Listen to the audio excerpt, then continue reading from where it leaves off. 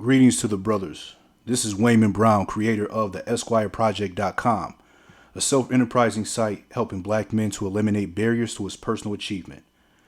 Be sure to check out the links that'll be made available in the description. It's always a pleasure to be with you, brothers, and I thank you for joining me once again for yet another video. You know, we live in a time where everyone has a chance to have their voices broadcasted to any audience of their choosing. And in particular online, there are now billions of opinions circulating 24/7, allowing every person to participate in their own marketing funnel, and that people actually have opportunities to promote the value of whatever message that they want, and they can do so in the aim of persuading other people to buy into the views that are expressed, and to actually attempt to persuade and convince those people to esteem those views as the most appropriate and definitive take for the topic at hand. Now, in the process of doing this, they position themselves to control the narrative and to steer the focal point of people's concentration, and black men have been no stranger to using the powerful machine known as social media in particular to get their points across. You know, what's so powerful about individuals having their own personal media these days is that people can form a congregation of faithful adherents who subscribe to the ideas and the philosophies being preached, and they can actually position themselves as a thought leader or as an intellectual sensei of sorts. In groups is where people can become a voice of one, because the sharing of perspectives can resonate so strongly in unison, and everyone is provided with a safe space to find solace in compartmentalizing people, situations, and issues in life that could otherwise be very troubling, very confusing, and unsettling to deal with if not met with a palatable view on which to rest their weary minds. Making sense of this life can indeed be torment at times, so finding collective agreeability and affixing the theory of enlightenment provides stability of mind for a lot of people. Now, for all it's worth, there is a time and a place to be unwavering patriots of our ideas, and whether those ideas are correct or incorrect. Being dogmatic about a view can actually have a place as an effective tool that helps a person or a group of people move with zeal within their pursuits. The calculated use of biases and being inflexible around acceptable and unacceptable behaviors are one of the mechanics of protecting group interest, and can reinforce an identity which greatly influences the outcome of a person's life based on their view of themselves, or the outcomes of a group based on the group's view of itself. And now, with our personal and group evolution in this space that we are generally referring to as black male media, a space where we assemble to share our most passionate views in connection with further developing this theme of black male empowerment. It is key that we give careful consideration as to how we handle our influential voices as creators, as commentators, and even as spectators. And with all of the voices around, I also believe that it's particularly important for brothers who are new to this arena, and who may not really be so new at all, but still find themselves sorting out what to do with all of this information, that they actually do some regular self-examination to avoid moving with uncertainty in the flurry of opinions that are out there. What we do with information, by how we let it affect us, is critical to establishing beneficial continuity of mind. And in addition to this, I also believe that it's important that if we plan to keep the door open enough to build a body of black men who are willing to be receptive to the long-term objectives that we envision sharing with each other, that we also pay attention to not being so stuck on preferential methodologies for progress, by paying attention to the fact that in the interim of creating a formal establishment with like-minded black men, and especially principled black men, where there's little if any variance at all on certain things, that most of us realize that what we're really discussing a lot of times in these conversations online is largely conceptual. And concepts are pictures that can look different from person to person.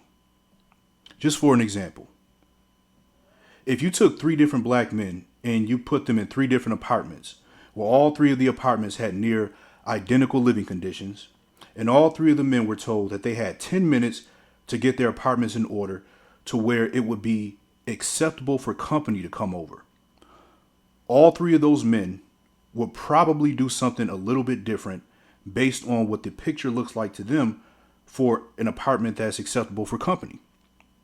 So for one man, that might entail going over the carpet with a vacuum, hanging up and folding up and putting away the clean laundry and dusting off the end tables.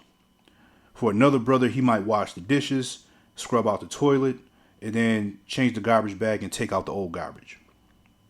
And yet for another man, he might decide that for his time that he has and for what he needs to do to get his place tight, he needs to go ahead, sweep and mop the kitchen floor, wipe down his sinks and countertops, and organize some of those scattered papers that are all over the place.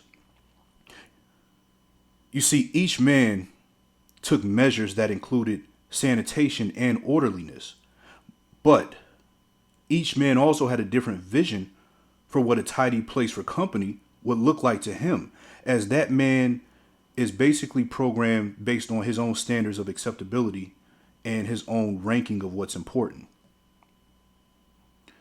Now, the primary aim of this particular piece that we're going over right now is to assist brothers with using a basic template for personal decision making in their general life, mostly when not directly made in connection with other people, so that you can actually proceed with sure-footedness in your endeavors. And as an auxiliary benefit, the piece will also, as always, focus on some form of group unity and group harmony, things that we can use with other brothers as well.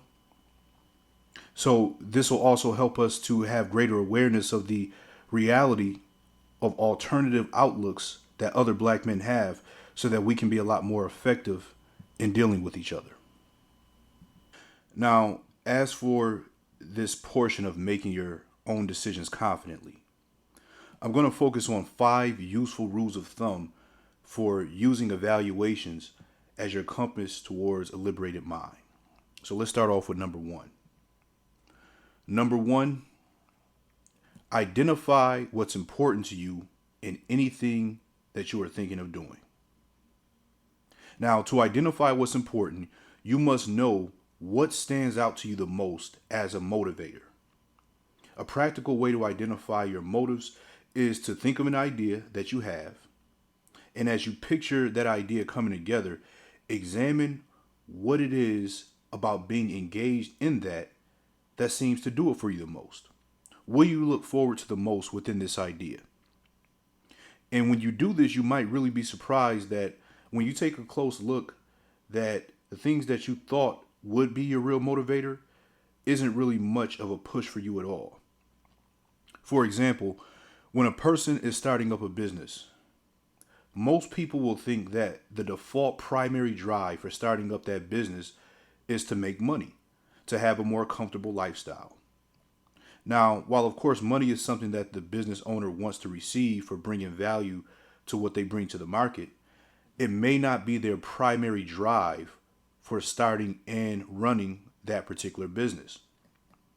For them, the main motivation might be the pleasure of running a business because they love being a part of that specific industry. So just take, for an example, somebody who might restore cars as a business. They could have grown up desiring some of those same exact cars that they used to see driving up and down the street as a kid, just wishing that they could have a fleet of cars like that all to their own dream rides that they could see lining up in their garage. So what actually pushes them to get out of bed every day is that they get to express themselves creatively by doing something that they really enjoy. Something that's actually fun to do, something that they can actually form camaraderie with other enthusiasts around.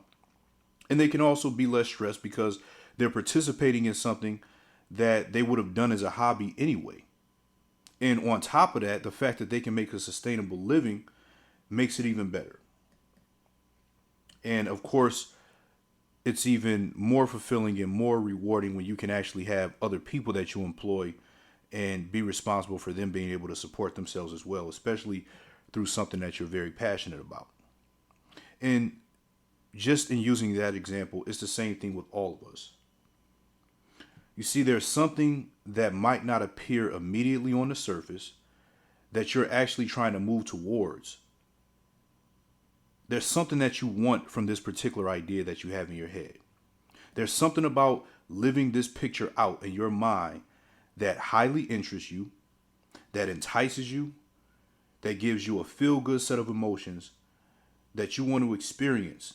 There's something about it that is going to move you. Now, for a lot of us brothers, we didn't really have the luxury growing up of doing things just because we like to do them. For most of us, it's been about making ends meet throughout life, and a lot of things we've done out of just sheer responsibility.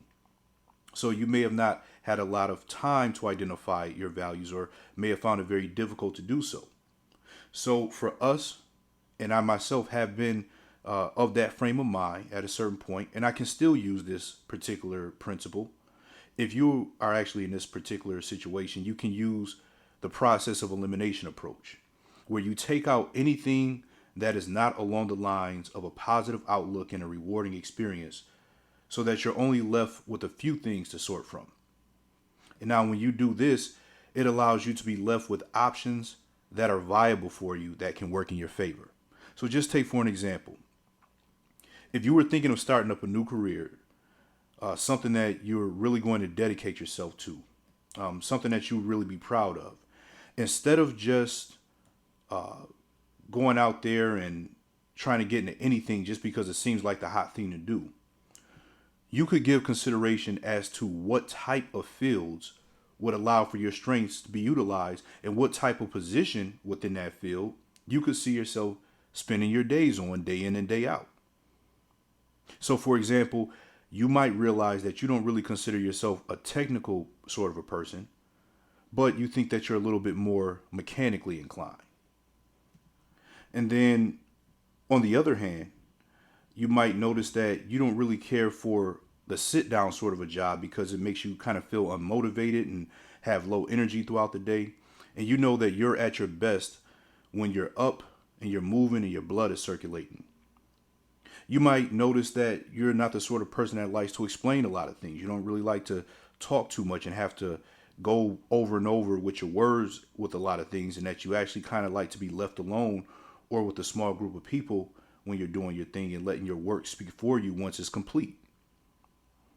You may notice that you operate a little bit better when you have to meet a deadline, rather than actually trying to report each phase of your work as you go along, and every couple hours have to explain and update your boss on what's happening. So just by considering those types of things, it can tell you what types of paths that you should give more consideration to and less consideration to. So rule of thumb number 1 is to find what you want to experience or accomplish, or who is it that you're trying to become, or what is it that you want to participate in? What is it that you want to have? Ultimately, what are you trying to get from this idea that's in your head? And you can use that type of general blueprint for all types of things, from smaller things that may seem less impactful to your life to much larger ones that'll actually shape your life.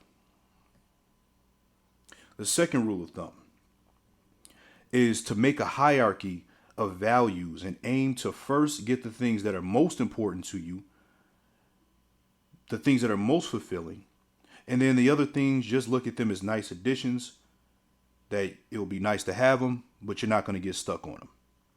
So this means that within any undertaking and with any decision, that you first note the order of importance based on the most compelling values being reached first. So just as an example, again, say if you have 2 car shoppers, they're both in the market looking for a new ride. Each of those buyers could pick out completely different cars based on what they're looking for in a vehicle. So for one person, the first thing that pops up in their head is I need a car that gets good gas mileage. After that, I want something that's not too expensive to maintain, and I need something that's good for driving in the snow for where I live at. So automatically, that puts that first potential buyer within a certain class of vehicles to choose from based on those particular wants. Now, for your other buyer, they may notice that, you know what, I can't seem to bring myself to spending all this money on a new car unless it's stylish. The first thing they think about is curb appeal. So for them, a car is a statement piece and something to admire and to drive. So style is a big priority for them, followed probably by certain types of comfort, having a comfortable ride, maybe some leather seats, and then more than likely they're going to want some sort of technology features. So at that point, this driver is going to be looking at things that are going to put them in the driver's seat of a totally different class of vehicles likely than that first driver. For this buyer, even if they want to save at the pump, if they get a car that's a gas guzzler, it's not really a big deal as long as they're getting those other things that they want. And so again, it's the same with you and I. Whenever we want something, knowing where our emphasis lies helps us to keep an order of importance. I'll just give you an example of myself. I noticed that for most of my adulthood, when I've ever thought of incorporating a woman in my life, that there are things that jump out in several categories that are important to me before other things. So when it comes to the physical, even though I thoroughly enjoy the entire canvas of a woman's body, for any intimate romantic relationship, nothing means that much if she is not very hygienic. So I don't care if she could have the prettiest feet in the world, alluring eyes, a nice shape to her mouth, a flattering physique, which are, by the way, just a few things that I like. All of that could remain as simple eye candy if she's not a clean person. So I look at how she takes care of her teeth, the condition of her natural hair, if her skin is clear, things like that, they actually mean a lot to me. And the thing is, I know I won't even be comfortable with her on a relationship level if I don't think that she has a good routine of taking care of herself in that way. So when it comes to her personality, she could be the coolest chick in the world, laid back, not a stressful person, have a good sense of humor, be a well-versed conversationalist. Again, a few things that I like in that particular category. All of that could mean absolutely nothing if she's disrespectful to me. And I'm the sort of man who takes disrespect very seriously, to where even if she calls herself just playing around about certain things that I don't think she should be playing about, not only will I stop taking her seriously, but depending on what it is, as I've mentioned before, I'll even stop dealing with her altogether if she's not treating me with esteem and honorableness. Another thing that's important to me is a woman who can articulate her point of view on a matter, whether we share the same point of view or not. So I know that if a woman is not really good with being transparent in her conversation and very good with verbal communication skills, that a lot of times I'll start to lose interest. Considering that we're coming from the same culture. I'm not talking about if I was, dealing with somebody who was from another place, and that would be a whole lifestyle adjustment. But that's just an example of something that's important to me when it comes to communicating with a woman. So just by giving a few of those brief examples of my order of importance of dealing with females who I'm going to have in my life on that level, I've just eliminated an entire segment of women just by that criteria alone. And that's not even getting into the particulars of other deal breakers and deal makers. So even if they have other traits, without those check boxes being met, it's kind of like them offering me monopoly money to use in real life. So setting up your order of importance is essential to not wasting your time by spending too much time looking at all the options out there instead of getting to the actual answers. Number 3, as far as a rule of thumb, be prepared to be flexible about the means through which you're going to fulfill what is universally important to you. This means having the flexibility in your approach as well as reasonableness about outcomes that will allow you to experience satisfaction from more than one end result. So, the way we can do this is by understanding that no matter how earnest we are with any specific objective of desire, that there are things that can get in the way of what we really want, and those things are oftentimes out of our control. So, what this means is that you may need to find another means of expression than the one that you idealize by finding that universal value or that core value which gives you a broad sense of satisfaction, even if it isn't your primary ideal for fulfillment. And the way we do this is by assessing our overall premise in connection with our original idea. So this means that you may have to repurpose some things. If you wanted to create an asset for yourself to fall back on as you approach retirement later in life, it doesn't mean you have to use the specific asset that you were thinking of planning to use if you find that it's less suitable to use that and that is not a viable option anymore. It means that you create a different sort of an asset that will allow you to do the same thing. If you were looking to be influential to a group of people to make an impact on their life, and you specifically had a certain group of people that you wanted to do that to or do that with, and let's just say the negatives range from no matter how hard you try and no matter how sincere you are, your messages just seem to fall on deaf ears. Or let's just use a more extreme example and let's say that those people no longer exist in the world. Just to use a more extreme illustration. There are still other groups of people whom would love to have what you bring to the table. So even though you may not be able to get your messages across to those people and impact those people, you can still impact other people. If you wanted to get recognition for a talent that you have, that you thought, you were very good at, that's cool. But you may have to really look at it and say, okay, I can't really get recognition through this particular means that I was trying to get recognized through, but I can still get recognized through a different means. So you kind of analyze and scan all of your different skill sets that you might have to use in another area to be able to achieve the same overall result that you're trying to get. So the universal value, it keeps things flexible enough to where if your first idea isn't really suitable for you, not because you just want to give up on it because it's harder than you thought, but because it's literally no longer attainable, perhaps for reasons out of your control, or for other very important reasons as you go along and as you analyze things and as you move along in life and figure out what's important to you. You have to make sure that you're keeping an open approach by realizing that what you wanted as an end result is really a circumstance when it's all said and done. And circumstances can change with or without you. So keep a core universal value in your holster that's also still worthy of merit. Number 4, determine if the risks are worth it and don't let anyone else make that determination for you.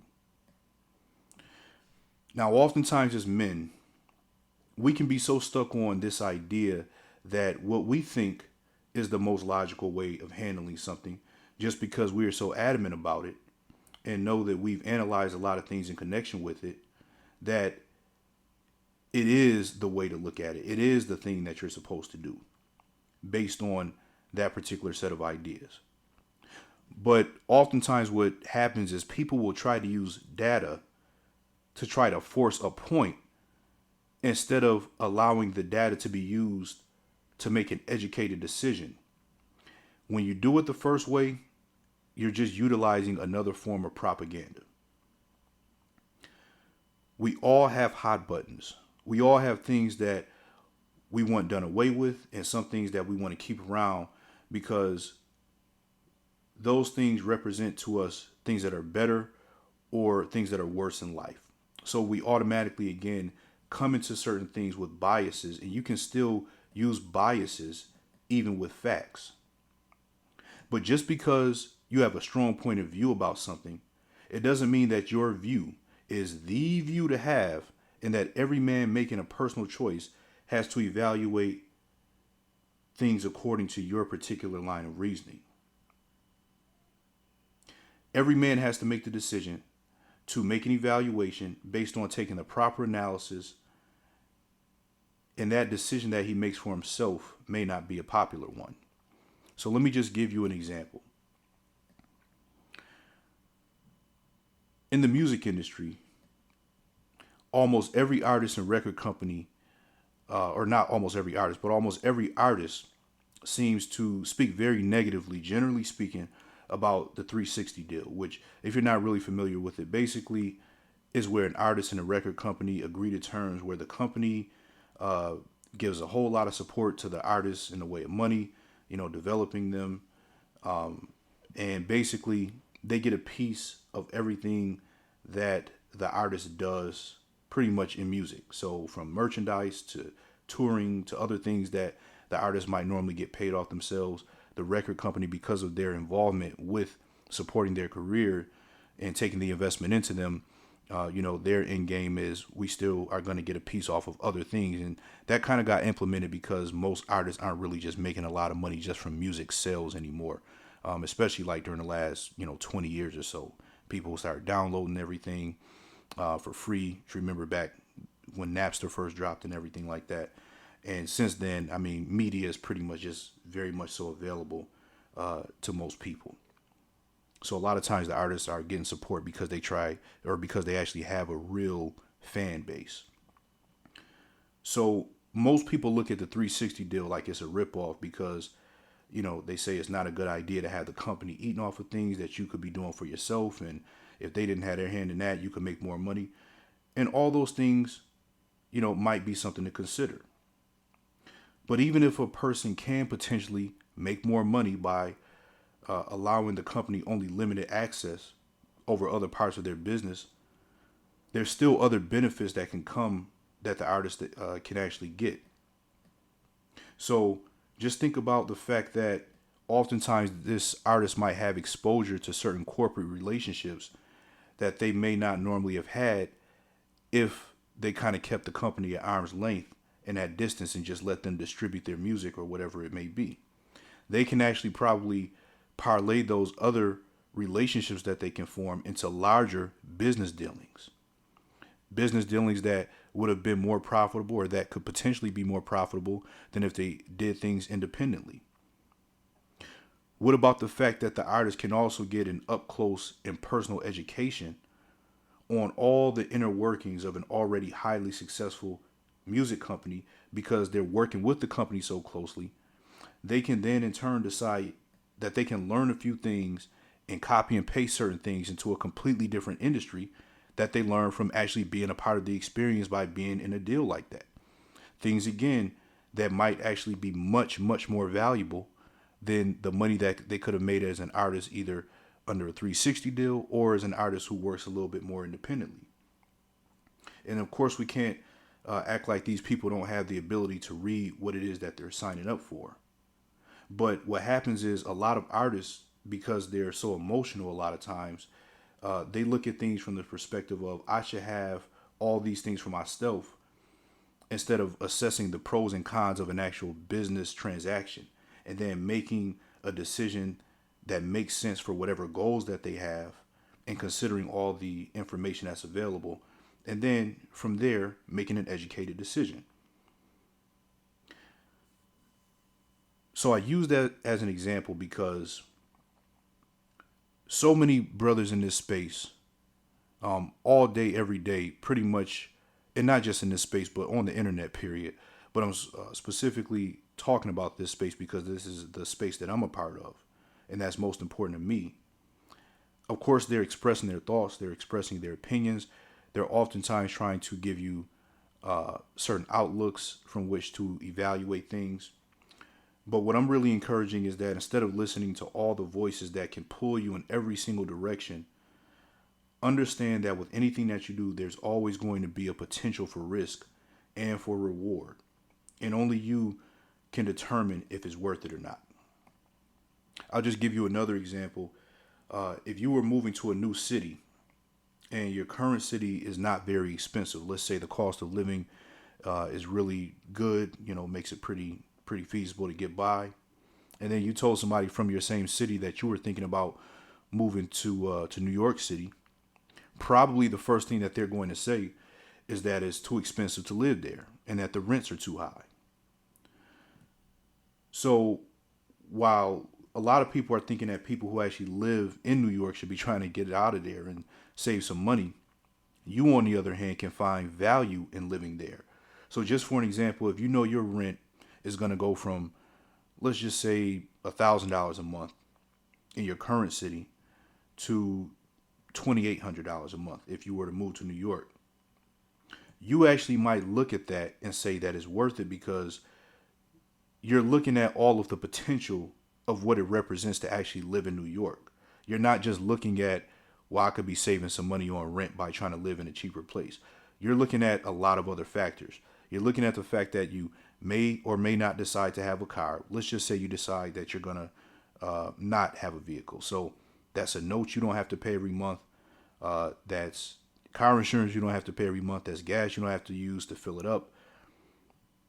That's maintenance costs that you don't have to have for a car. You probably can get by like on a monthly pass and occasionally using an Uber. And when you look at the difference between those costs, it's going to be pretty dramatic. That money then can be allocated to kind of justify in your mind for yourself, because you only have to justify this for yourself, the more expensive rent. And you're not just living there just to live there. There must be something about living there that is worth it to you, right? So for one, it's very centrally located to a lot of other things, a lot of other major cities. You might have a need to get around to those other major cities. And you might find that you have to travel a little bit less than you would have from your other place because now you're in a city that allows you easier access. Also, you're in a place that is a grand commercial center. So you're going to have different opportunities that you may have not had in your previous place, where maybe you have an opportunity to double or triple your income. You can get involved in some form of sales, let's say, for an example, that would allow you to make as much money as you're willing to earn. Things that may have not been in a big factor in your previous location. And that's because you have different opportunities and different types of corporations that are available in New York. And there could be a mega high upside if you just apply yourself, roll up your sleeves, and get going. And what about when it comes to things like entertainment? You might look at it and say, I find myself trying to drive 3 hours here or 5 hours there every 2 or 3 months to go to a game or, because I want to get some form of entertainment that's not really within where I live at. But in New York, all the things that you normally would probably want to do that you might have to travel to do, hopping on a plane, buying a plane ticket, spending money at a hotel, you might find that like 90% of that stuff is right there in New York, and you may not really have to sacrifice much. Even if it's not the exact same things that you would have traveled for, a lot of times they can be along the same lines. You could reason, well, hey, I'm cool, I'm here, I pretty much got everything I need, just hop out, walk to the venues that I would want to go to or hop on a train ride. It's right here. So if you let people discourage you off the rip from your idea, thinking it's too much money and you don't need to be in a place like that, realize that they're giving you a perspective based on what's valuable to them, which is trying to preserve as much money as possible by any means. A lot of times they don't see that you could have a vision for yourself that's more sensible for you. So always pay attention to how a person tries to set the tone for the outlook that you should have within any decisions that you're making. Because if you listen to everybody but yourself, and you can tell from the conversations that are conducted, you will let people talk you into and talk you out of having children, talk you into and talk you out of getting married, talk you into and talk you out of owning a business, and so on and so forth, because of their perspective and their risk assessment. But oftentimes what they're doing is they're trying to make their risk assessment the universal risk assessment for all black men. So be very careful about the things that other people are saying, and always be very mindful about why it is that they're saying the things that they're saying and what angle they're coming from, and if it's appropriate for you to take on the same sort of ideology. And so that brings us to the fifth rule of thumb for making evaluations. And this one is really short and sweet. Make sure that in your decisions that you're not compromising your self-respect, your peace of mind, or your quality of life. Now, in and of itself, those things can sound ambiguous. But remember when we talked about concepts, as soon as I say that sentence, you automatically have a picture of what that looks like for you. You have a picture of what keeping your self-respect looks like. You have a picture of what peace of mind represents for you. You have a picture of what quality of life means to you. So I think that you should constantly scrutinize yourself under that premise when it comes to your personal decisions. And again, you have to do the analysis for yourself, whether other people understand it or not, or agree with it or not. And notice how, even as I shared those 5 rules of thumb, that I was actually able to give direction to your mind seamlessly. I gave direction as to things that you should use, basically, parameters. So imagine all of the subconscious influences that you're exposed to by people throughout the day who don't even have your interest at heart at all. And how easy it is for those ideas to get into your lungs and your pores like airborne pollutants. And this is why in my content I try to give brothers parameters again that they could use, that could steer them in the best direction or a solid or very good direction for their life without ever making the decision for your life, no matter how strongly I feel about it. And even in me using parameters for you to think from, it's still based on a philosophy that works for me and the philosophy that I think could be beneficial for you. But what I say, or what another man says, is not the end all be all for your own personal choices. Now, when we get to a place where we're using a very strict way of going about things when we're dealing with each other in order to protect group interests, after everybody who's going to be a part of that agreeing to what is to be upheld as appropriate and inappropriate behavior, things that must be adhered to because it's a different level at that point, that's a different ball game. And we'll have to adjust for that.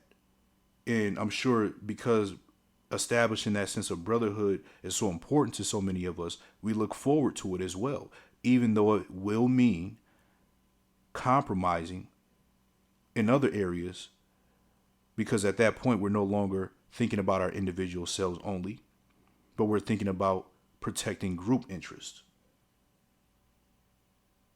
So when that time comes and as we develop towards that time, of course, we'll be taking steps to look at the pros and cons of that as well. But again, the purpose of this piece in particular for this time period was to help more brothers to get greater control of their minds and greater control of their focal point within their daily affairs so that they can proceed in life with more clarity and more purpose. So again, my brothers, it's always a pleasure. Always a pleasure to serve the brothers. Be on the lookout for more content. Check out the links in the description. Once again, if you'd like to support, I'll make sure I drop something related to the Cash App. As always, it's a privilege. Keep your mind strong, and peace and love till next time.